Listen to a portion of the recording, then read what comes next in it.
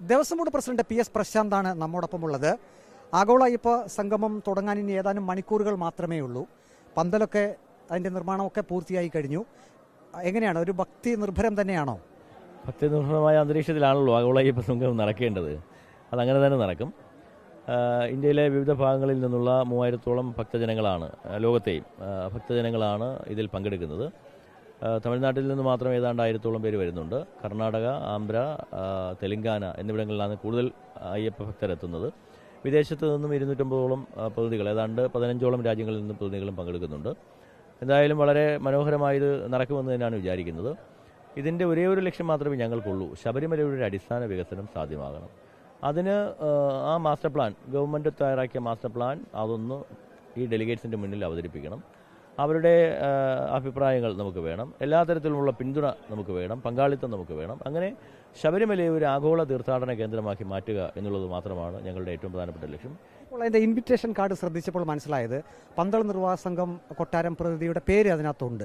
പക്ഷെ അവർ കഴിഞ്ഞ ദിവസം ഒരു വാർത്താക്കുറിപ്പ് ഇറക്കിയിരുന്നു, ഒരു മരണം സംഭവിച്ചിട്ടുണ്ട്, എത്താൻ കഴിയില്ല. മറ്റൊന്ന്, അവർ ചില ഡിമാൻഡുകൾ വെച്ചിരുന്നു, ഈ കേസുകളൊക്കെ പിൻവലിക്കണം ശബരിമല യുവതി പ്രവേശനവുമായി ബന്ധപ്പെട്ട്. പിന്നെ എന്തുകൊണ്ടാണ് ഇൻവിറ്റേഷൻ കാർഡിൽ അങ്ങനെ ഒരു പേര് വെച്ചത്? ഇൻവിറ്റേഷൻ കാർഡ് ഞങ്ങൾ അവരോട് സംസാരിച്ചതിന് ശേഷമാണ് വെച്ചത്. അപ്പോൾ ഇൻവിറ്റേഷൻ കാർഡിൽ ഞങ്ങൾ പേര് വയ്ക്കുമ്പോൾ അവരോട് സംസാരിച്ചിട്ട് തന്നെയാണ് വെച്ചത്. അപ്പോൾ അവർ പറഞ്ഞു പേര് വെച്ചോളൂ, കുഴപ്പമില്ല, പക്ഷേ ഞങ്ങൾക്ക് ഇങ്ങനെ ഒരു പ്രശ്നമുണ്ട്, ഈ ഒരു അശൂലം വന്നിട്ടുണ്ട്, അതുകൊണ്ട് തന്നെ അത് ചെറിയ ബുദ്ധിമുട്ടുകളുണ്ടാവും എന്ന് മാത്രം ഞങ്ങളോട് പറഞ്ഞു.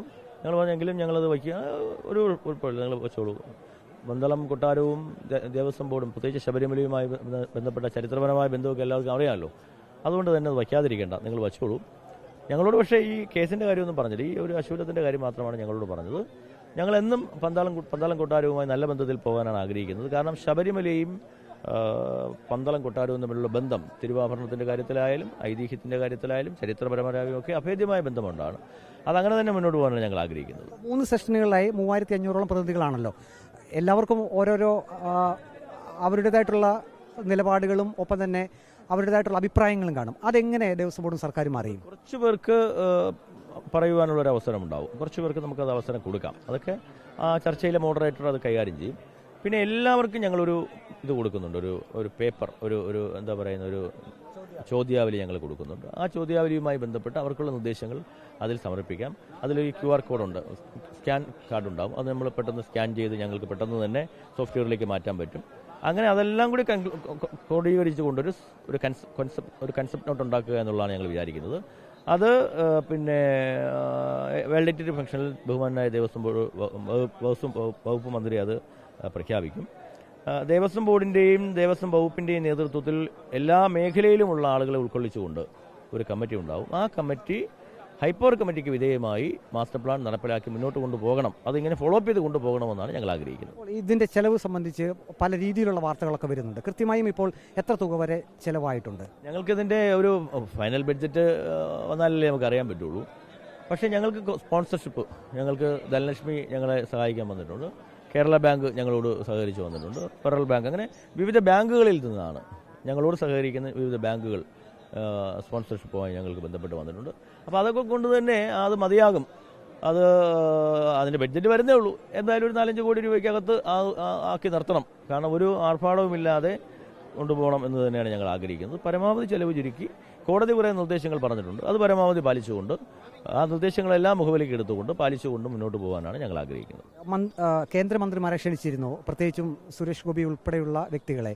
പക്ഷേ അവർ നിലപാട് അറിയിച്ചില്ല എന്നാണ് അറിയാൻ കഴിഞ്ഞത്. അതിൽ വിഷമമുണ്ടോ മനസ്സിൽ? വിഷമം സ്വാഭാവികമായിട്ടും ഉണ്ടാവുമല്ലോ. നമുക്ക് ഒരു ദേവസ്വം ബോർഡിന് എല്ലാ സർക്കാരുകളുടെയും, അത് കേന്ദ്ര സർക്കാരായാലും ശരി, കേരള സർക്കാരായാലും ശരി, ഏത് ഏജൻസി ആയാലും അവരുടെ എല്ലാം പൂർണ്ണ പിന്തുണയോടുകൂടി മാത്രമേ മുന്നോട്ട് പോകാൻ സാധിക്കുകയുള്ളൂ. ദേവസ്വം ബോർഡിന് മാത്രമായി ഒന്നും ചെയ്യാൻ കഴിയില്ല. അപ്പോൾ വിവിധ സർക്കാരുകൾ, നമുക്ക് സംസ്ഥാന സർക്കാർ, കേന്ദ്ര സർക്കാർ, വിവിധ ഏജൻസികൾ, കുറേ CSR ഫണ്ട്, അങ്ങനെയൊക്കെ വെച്ചിട്ടേ നമുക്ക് മുന്നോട്ട് പോകാൻ പറ്റും. അല്ലാതെ ഭക്തജനങ്ങൾ അർപ്പിക്കുന്ന തുക കൊണ്ട് മാത്രം ഒരു ക്ഷേത്രം പരിപാലിച്ചുകൊണ്ട് മുന്നോട്ട് പോകാൻ സാധിക്കില്ല. പ്രത്യേകിച്ച് തിരുവിതാംകൂർ ദേവസ്വം ബോർഡിനെ സംബന്ധിച്ചിടത്തോളം ഞങ്ങൾ ഇവിടുത്തെ ജീവനക്കാർക്കെല്ലാം സർക്കാർ ശമ്പളം കൊടുക്കുന്ന, സർക്കാർ തലത്തിൽ സർക്കാർ ക്രമപ്രകാരം ശമ്പളം കൊടുക്കുന്ന ഒരു ബോർഡാണ്. അപ്പോൾ അതുകൊണ്ട് തന്നെ നമുക്ക് വരുന്ന വരുമാനമെല്ലാം തന്നെ കൂടുതലും ശമ്പളം കൊടുക്കുവാനും ക്ഷേത്രകാര്യങ്ങൾ നോക്കുവാനും മാത്രമേ നമുക്ക് സാധിക്കുന്നുള്ളൂ. ഇതിൻ്റെ ഡെവലപ്മെൻറ്റ്സിന്, ഒരു ഇൻഫ്രാസ്ട്രക്ചർ ഡെവലപ്മെൻറ്റ്സിന് നമുക്ക് പലപ്പോഴും സാധിക്കുന്നില്ല. അതുകൊണ്ടാണ് മാസ്റ്റർ പ്ലാനൊക്കെ നടപ്പിലാക്കണമെങ്കിൽ ഭക്തജനങ്ങളുടെ പങ്കാളിത്തം, അവരുടെ അർപ്പണം, അവരുടെ സമർപ്പണം വേണമെന്ന് ഞങ്ങൾ ആഗ്രഹിക്കുന്നത്. അതിപ്പോൾ ഞങ്ങൾ മാത്രമല്ല, എല്ലാ അമ്പലങ്ങളും അങ്ങനെ തന്നെയാണ് ആഗ്രഹിച്ചു പോകുന്നത്. ശബരിമല മാത്രമല്ല, ഇപ്പം ഗുരുവായൂരായാലും തിരുപ്പതി ആയാലും ഒക്കെ അങ്ങനെ തന്നെയാണ് പോകുന്നത്. അങ്ങനെ ഭക്തജനങ്ങളുടെ കൂടി പങ്കാളിത്തത്തോടു കൂടി മാത്രമേ നമുക്ക് ഇൻഫ്രാസ്ട്രക്ചർ ഡെവലപ്പ് ചെയ്യുന്നത് മുന്നോട്ട് പോകാൻ പറ്റുള്ളൂ. ലക്ഷോപലക്ഷം ആളുകളാണ് ഇവിടെ വരുന്നത്. അവർക്ക് അടിസ്ഥാന സൗകര്യം നമുക്ക് ഒരുക്കണ്ടേ? അപ്പോൾ ആ അടിസ്ഥാന സൗകര്യം ശബരിമലയിൽ മാത്രമല്ല. ഈ ശബരിമലയുടെ പ്രശ്നം, ശബരിമലയിൽ വരുന്ന വരുമാനം കൊണ്ട് ശബരിമല മാത്രമല്ല മുന്നോട്ട് പോകുന്നത്. തിരുവിതാംകൂർ ദേവസ്വം ബോർഡിലെ ഏതാണ്ട് എല്ലാ അമ്പലങ്ങളും ഇവിടുത്തെ ഈ ഭഗവാന്റെ കോൺട്രിബ്യൂഷൻ കൊണ്ടാണ് മുന്നോട്ട് പോകുന്നത്. അപ്പം അതുകൊണ്ട് തന്നെ ശബരിമലയുടെ വികസനം നമുക്ക് അതിപ്രധാനമാണ്. തിരുവിതാംകൂർ ദേവസ്വം ബോർഡിനെ സംബന്ധിച്ചിടത്തോളം അതിപ്രധാനമാണ്. അതുകൊണ്ട് തന്നെ എല്ലാ മേഖലയിൽ നിന്നുള്ള സഹകരണം ഞങ്ങൾ തുടക്കം മുതലേ പ്രതീക്ഷിച്ചു. പക്ഷേ അതിൽ രാഷ്ട്രീയമൊക്കെ ഉണ്ട്, സ്വാഭാവികമാണ്. ഞാൻ അവരെയൊന്നും കുറ്റം പറയുന്നില്ല. സ്വാഭാവികമായും ഒരു ഇലക്ഷൻ ഇയറാണ്, അവർക്ക് അവരുടേതായ രാഷ്ട്രീയം ഉണ്ടാവും. എല്ലാ പാർട്ടികൾക്കും അവരുടേതായ രാഷ്ട്രീയമുണ്ട്. അതായത് ഞങ്ങളിതിലൊന്നും രാഷ്ട്രീയം കാണുന്നില്ല. പക്ഷേ ഇത് സംഘടിപ്പിച്ചത് ഇലക്ഷനായിപ്പോയി എന്ന് മാത്രമേ ഉള്ളൂ. ഇതിപ്പോൾ ഞാൻ പറയുന്നത് ദേവസ്വം ബോർഡിനെ സംബന്ധിച്ചിടത്തോളം ഏത് ഗവൺമെൻറ് ആയാലും, ഇപ്പോൾ LDF ആവട്ടെ UDF ആവട്ടെ, ഒരു സർക്കാരിന് മുന്നോട്ട് പോകാൻ പറ്റില്ല. നമ്മൾ 70 ദിവസത്തെ മണ്ഡല മകരവിളക്ക് മഹോത്സവം സംഘടിപ്പിക്കുന്നു. ഞങ്ങൾക്ക് എന്തെങ്കിലും ചെയ്യാൻ പറ്റുമോ? പോലീസിൻ്റെ സഹായമില്ലാതെ, ആരോഗ്യവകുപ്പിൻ്റെ സഹായമില്ലാതെ, വാട്ടർ അതോറിറ്റി, ഇലക്ട്രിസിറ്റി, റവന്യൂ, ഇതില്ലാതെ നമുക്ക് എങ്ങനെ മുന്നോട്ട് പോകാൻ പറ്റും? അത് തന്നെ ഞങ്ങൾ ഇവിടെ സ്വീകരിക്കുന്നുള്ളൂ. ഒരു സർക്കാരിൻ്റെ പിന്തുണയോടുകൂടി നടത്തിപ്പോയി എന്ന് പറഞ്ഞ് അതിനെ അപ്പാടെ തള്ളിക്കളയുക, അതിനെ നിഷേധിക്കുക എന്ന് പറയുന്നത് ശരിയായ കാര്യമല്ല. ഞങ്ങളിതിൻ്റെ സംഘാടക സമിതിയിൽ തുടക്കം മുതൽ രക്ഷാധികാരികളിൽ ഒരാളായി, 3 പേരിൽ ഒരാളായി പ്രതിപക്ഷ നേതാവിനെ വെച്ചു. ഞങ്ങൾ തമിഴ്നാട് മുഖ്യമന്ത്രിക്ക് മാത്രമല്ല എല്ലാ മുഖ്യമന്ത്രിമാർക്കും കത്തയച്ച കൂട്ടത്തിൽ ക്യാബിനറ്റ് മിനിറ്റേഴ്സിൽ ഞങ്ങൾ കത്തയച്ചു. അതിൽ ബാക്കി എല്ലാ കേന്ദ്രമന്ത്രിമാരെയും ദേവസ്വം വകുപ്പ് മന്ത്രിയുടെ ഓഫീസിൽ നിന്ന് ബന്ധപ്പെട്ടു. ദേവസ്വം വകുപ്പ് മന്ത്രി നേരിട്ട് ബന്ധപ്പെട്ടു. ഞാനാണെങ്കിൽ ബഹുമാനായ സുരേഷ് ഗോപിയെ നേരിട്ട് പോയി കണ്ട് ക്ഷണിച്ചു. അപ്പോൾ അവർക്ക് അവരുടേതായ നിലപാടുകളാണ്. സ്വാഭാവികമായി ഞാനതിനെ കുറ്റം കാണുന്നില്ല. എന്തായാലും ഇതൊക്കെ സ്വാഭാവികമായി ഇത് കഴിയുമ്പോൾ, ഈ അയ്യപ്പ സംഗമം കഴിയുമ്പോൾ അതിൽ പങ്കെടുക്കണമെന്നില്ല. പക്ഷേ ബാക്കി എല്ലാ കാര്യങ്ങളിലെങ്കിലും പ്രതിപക്ഷത്തിൻ്റെയും ബാക്കിയുള്ള ആളുകളുടെയും സഹകരണം ഉണ്ടാകണമെന്നാണ് വിനയപൂർവ്വം ഞങ്ങൾക്ക് പറയുവാനുള്ളത്. ആഗോള അയ്യപ്പ സംഗമം വൻ വിജയം തന്നെയായിരിക്കും. അല്ല, വിജയമാകണമല്ലോ. വിജയമാകാൻ വേണ്ടിയിട്ടാണല്ലോ ഞങ്ങൾ നിൽക്കുന്നത്. അപ്പം ഞങ്ങളെ സംബന്ധിച്ചിടത്തോളം ഞങ്ങൾക്ക് ഇവിടെ വരുന്ന മന്ത്രിമാരുടെ എണ്ണമോ അല്ലെങ്കിൽ മറ്റു വലിയ വലിയ VIP-കളുടെ എണ്ണമോ അല്ല ഞങ്ങൾ നോക്കുന്നത്. ഞങ്ങൾക്ക് വേണ്ടത് എന്താ? ഈ ഒരു മാസ്റ്റർ പ്ലാൻ അവതരിപ്പിക്കുമ്പോൾ ഇവിടെ വരുന്ന സാധാരണക്കാരായ ഭക്തജനങ്ങളുണ്ട്. അവരെയാണ് നമ്മൾ ക്ഷണിച്ചിരിക്കുന്നത്. അവർ അവരുടെ ഒപ്പീനിയൻ പറയണം. അവർ ആഗ്രഹിക്കുന്ന കാര്യങ്ങൾ എന്താണ്? ഇവിടുത്തെ ഒരു കുഴപ്പമെന്ന് പറയുന്നത്, നമുക്ക് മറ്റെല്ലാ സ്ഥലത്തും ചെയ്യുന്നത് പോലെ ഒരു കോൺക്രീറ്റ് സൗധം നമുക്കിവിടെ ചെയ്യാൻ പറ്റില്ല. അപ്പോൾ പ്രകൃതി സൗഹൃദമായ ഒരു പരിസ്ഥിതിക്ക് അതൊരു പ്രത്യാഘാതം വരാത്ത രീതിയിലുള്ള കൺസ്ട്രക്ഷൻ നമുക്ക് പാടുള്ളൂ. അങ്ങനെയുള്ള ഉദാത്തമായ മാതൃകകളുണ്ട് ലോകത്തെമ്പാടും. അവരെ അതുണ്ടെങ്കിൽ അവർക്കത് പറയാം. അങ്ങനെ അവരുടെ അഭിപ്രായങ്ങൾ എടുക്കണം, അവരുടെ നിർദ്ദേശങ്ങൾ എടുക്കണം, ഒപ്പം അവരുടെ പങ്കാളിത്തവും ഉണ്ടാകണം. 2 തമിഴ്നാട് മന്ത്രിമാരും എത്തും. 2 തമിഴ്നാട് മന്ത്രിമാരുടെയും വന്നിട്ടുണ്ട്. ബഹുമാനായ ദേവസ്വം വകുപ്പ് മന്ത്രി തമിഴ്നാട് ദേവസ്വം വകുപ്പ് ഇന്ന് തന്നെ വരും. ദർശനം കഴിഞ്ഞിട്ട് പങ്കെടുത്തിട്ട് പോകാനാണ് ഉദ്ദേശം.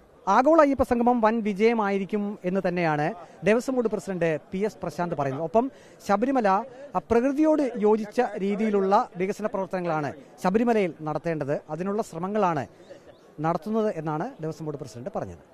വീഡിയോ ജേർണലിസ്റ്റ് അജി കുടുംബനൊപ്പം reporter Praveen Purushothaman, in reporter, Pathanamthitta.